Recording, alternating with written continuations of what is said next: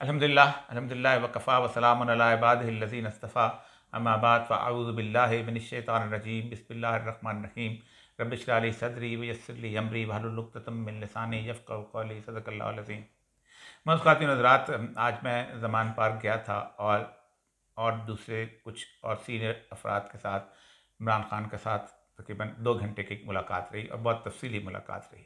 उससे पहले मैंने ज़मान पार्क में बाकायदा पैदल चल के वो पूरे इलाके में लोगों को देखा, उनके जज्बे को देखा और जिस तरह की कैफ़ियत है और जिस तरह के वो लोग हैं, आप सोच नहीं सकते कि मैंने पाकिस्तान की तारीख़ के अंदर कम से कम 50 साल की मेरी एक्टिव लाइफ है इस मामले के अंदर, मैंने इस तरह की सूरत हाल नहीं देखी।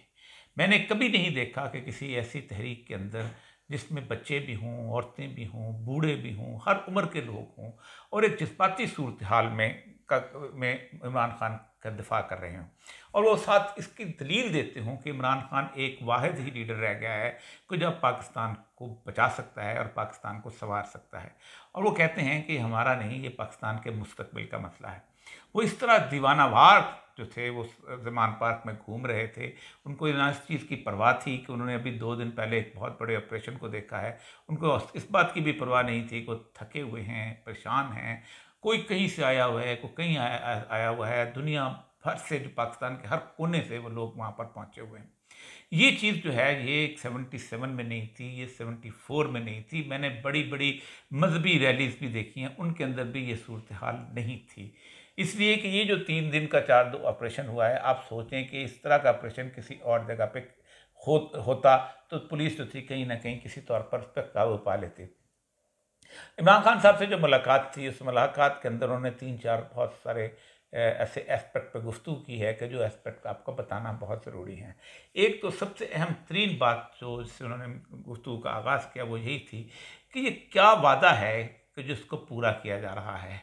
मतलब मरीम नवाज़ भी ये कहती है कि लेवल प्लेइंग फील्ड होना चाहिए। नवाज शरीफ भी कहता है जो वादा किया है वो निभाना पड़ेगा। वो वादा क्या है और वो वादा किसने किया है? जो लेवल प्लेइंग फील्ड की बात जो हम मरीम नवाज़ कहती है कि लेवल प्लेइंग फील्ड होगी, तो ये किसने करनी है? चचान के खुद वज़ीर आज़म में बैठे हुए हैं, तो वज़ीर आज़म से ऊपर तो पाकिस्तान में कोई नहीं है। मुसल्लह अफ़वाज का सरबराह हो या अदलिया हो, पाकिस्तान के अंदर जो लेवल प्लेइंग फील्ड है वो तो उनके चचा ने करनी है। इसका मतलब है कि वो अपने चचा को धमकियाँ दे रही हैं कि जब आप इस शख्स को गिरफ्तार भी करो और इस शख्स को उसके साथ साथ नाअहल भी करो, तब जाके हम इलेक्शन को मानेंगे, वरना हम इलेक्शन को नहीं मानेंगे। तो इसका मतलब ये है कि कोई ऐसी चीज़ ज़रूर है, कोई ऐसी क़ुव्वत, कोई ऐसी ताकत, बेशक पता नहीं वो इंटरनेशनल ताकत है या कोई पाकिस्तान की क़ुव्वत है कि जिसका कोई वादा है, जिसको आगे मैं उस पर तबसरा नहीं करना चाहता, लेकिन इमरान खान साहब ज़ाहिर बात है उन्होंने भी उस तरह का तबसरा नहीं किया, लेकिन ज़ाहिर बात है कि इस चीज़ ने इस पूरे फ़िज़ा को मुकद्दर और ख़राब कर रखा हुआ है। पाकिस्तान में दूसरी अहम तरीन बात जो थी वो ये थी और जिसके बारे में हर बंदा जो है वो इस वक्त सोच रहा है कि क्या आज तकरीबन हर कॉन्स्टिट्यूंसी पंजाब की जो है उसके अंदर जो है लोगों ने अपने नॉमिनेशन पेपर दे दिए हैं, तो क्या 30 अप्रैल को इलेक्शन हो जाएंगे?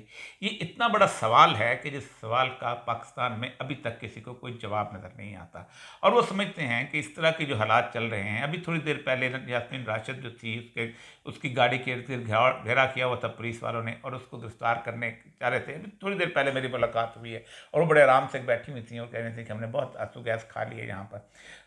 तो इस तरह के हालात के अंदर क्या आप इलेक्शंस हो सकेंगे?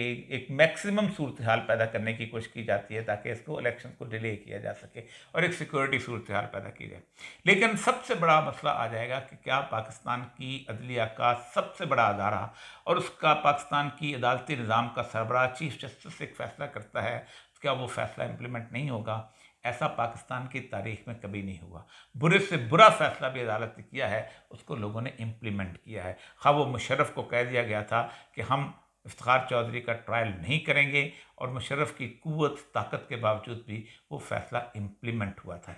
इसी तरह यूसुफ रज़ा गिलानी को कह दिया गया था कि आप अभी घर जाएँ क्योंकि आपने कंटेम्प्ट ऑफ कोर्ट की है, वो फ़ैसला इम्प्लीमेंट हुआ था। और ये दोनों फ़ैसलों की मिसाल मैं इसलिए दे रहा हूँ कि दोनों उस वक़्त क़ुव्वत में थे, ताकत में थे और उसके बावजूद फैसला इम्प्लीमेंट हुए थे। हालांकि इससे पहले जो थे ऐसे फैसले थे जो ताकतवरों के लिए हिसाब से किए गए थे, आम आदमी को उन्होंने और जो अपोजिशन के लोग थे उनको उनको जैसे कहते हैं नफ़ी कर दी थी, और उनके बड़े बुरे असरात हुए, जैसे जसमरीर का फ़ैसला है, जैसे और दूसरे तीसरे फ़ैसले जो बार बार जो है अदलिया करती आई है। मुशर्रफ को 3 साल के लिए आइन में अमेंडमेंट करने का इख्तियार जो था, ऐसे फ़ैसले भी थे। लेकिन वो तो चलो हुक्मरानों के हक़ में थे, हुक्मरानों के ख़िलाफ़ भी आया तो तभी माना गया।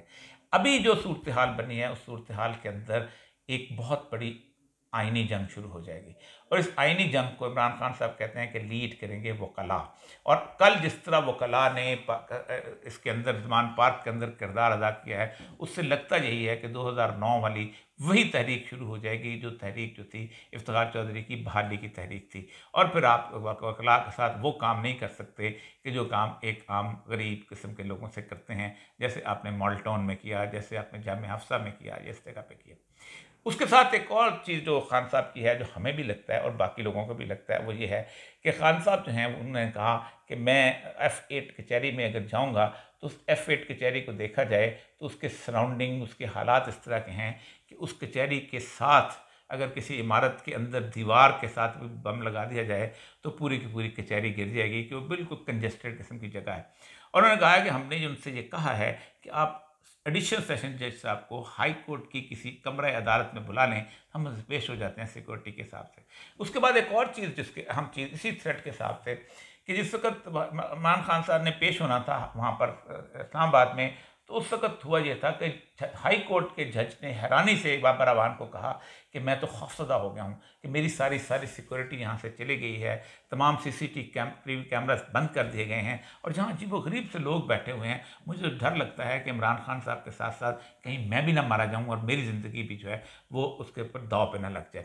ये फियर जो है अब अदलिया के अंदर भी आता जा रहा है कि जहाँ इमरान खान साहब पेश हो रहे हैं, उसके बारे में उनको अंदाज़ा होता जा रहा है कि ऐसे तो नहीं मारा जाएगा। ज़ाहिर बात है, एक बहुत बड़ा एक्शन होगा तो उस एक्शन के अंदर कुछ पता नहीं चलता कि इमरान खान साहब के साथ साथ कौन कौन जो है उस दुनिया से चला जाए। एक तो ये थ्रेट है।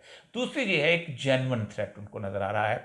ज़ाहिर बात है कि वज़ीराबाद का जो सान्या है, ये सान्या किसी आम आदमी ने तो नहीं किया हुआ, ये एक प्लान सान्या था, और इस प्लान सान्या को जिस तरह उसको कवर अप करने की कोशिश की गई है, उस पर मिट्टी डालने की कोशिश की गई है, और जिसके ऊपर डोगर जो थे, वो जो निकारी अफसर लगे थे, JIT के सरबराह लगे थे, उनके साथ चारों SPO ने दबाव के साथ छोड़ दिया था, और जिस तरह उससे लगता था कि हुकूमत जो है इस वाक़या को उसके ऊपर कवर करना चाहती है, उनको दबाना चाहती है।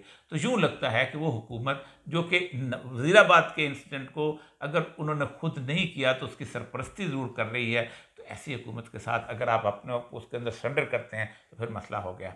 यही वजह है कि समझते हैं कि मुझे मकसद गिरफ्तार करना नहीं है, मुझे मकसद कस्टोडियल किलिंग यानी उसके अंदर पकड़ के जेल में कहीं मारना है, या कहीं PTI वर्कर्स कोई आए उस दौरान, उस रास्ते में कहीं जी वर्कर्स ने चूमने की कोशिश की, उस दौरान बम धमाका हो जाए और खान साहब की गाड़ी जो है वो उसके अंदर उलट जाए। तो ये भी सूरत हाल उनको उनके फियर के अंदर है, क्योंकि असैसिनेशन जो है, वो कहते हैं कि 3 ग्रुप जो हैं इस वक्त मिल चुके हुए हैं। आसिफ जरदारी मिल चुका हुआ है, उसके साथ नवाज शरीफ और वो लोग मिल चुके हैं, और लोग मिल चुके हुए हैं जो समझते हैं कि इमरान खान की अगर असैसिनेशन कर दी जाए तो सारी पार्टी बिखर जाएगी। फिर उसके बाद जो है कि ज़ाहिर बात है कि हम जिस तरह के चाहेंगे और जैसे चाहेंगे इलेक्शंस करवा सकते हैं। ये वो फियर है जो अगले 10-15 दिन तक प्रिवेल करता रहेगा, बल्कि मुझे लगता ये है कि ये 30 अप्रैल तक प्रिवेल करेगा, जब तक ये इलेक्शन नहीं हो जाते, या इलेक्शन हो जाते हैं या नहीं हो जाते, कोई चीज़ जो निकलेगी इस दौरान कुछ भी हो सकता है, और वो इसका फियर जो है पार्टी के लोगों को भी है।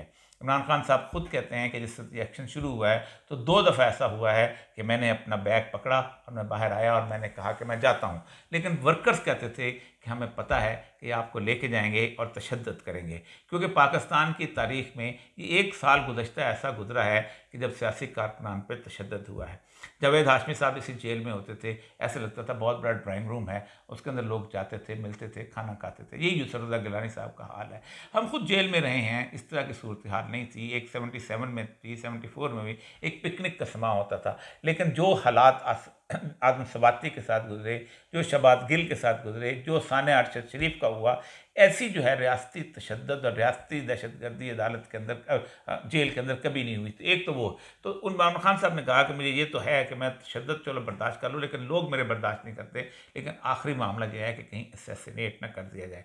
और उसमें भी कहते हैं कि मुझे असैसिनेशन का भी डर नहीं, लेकिन लोग नहीं मानते। और मैंने उन लोगों से बातें की, उन्होंने कहा कि जिस वक्त खान साहब बैग लेके बाहर आए थे, हमने उन्हें कहा कि नहीं, या हम मरेंगे और या उसके बाद आप जाएंगे, हमारी लाशों के ऊपर से गुजर के आप कोई आपको लेने आएगा। और ये जज्बा मैंने देखा है, ये जज्बा इससे पहले मैंने नहीं देखा था। इसका मतलब ये है कि अगले पाकिस्तान के 15 या 20 दिन ऐसे हैं कि जिसके अंदर ये सारी लड़ाई जो है बड़ी खौफनाक सूरत इख्तियार कर सकती है।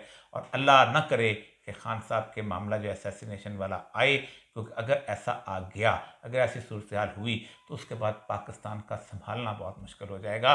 बेनज़ीर का इफ़ेक्ट जो था सिर्फ सिंध सूबे में था, इमरान खान का इफ़ेक्ट चारों सूबों में हो सकता है। और बेनज़ीर के ज़माने में हमारी हालात इस तरह के नहीं थे लॉ एंड ऑर्डर से, आज हमारे हालात इससे बुरे हो चुके हैं। इसलिए अल्लाह ताला हमें किसी साने से बचाए। व आखिर दावाना अल्हम्दुलिल्लाह रब्बिल आलमीन।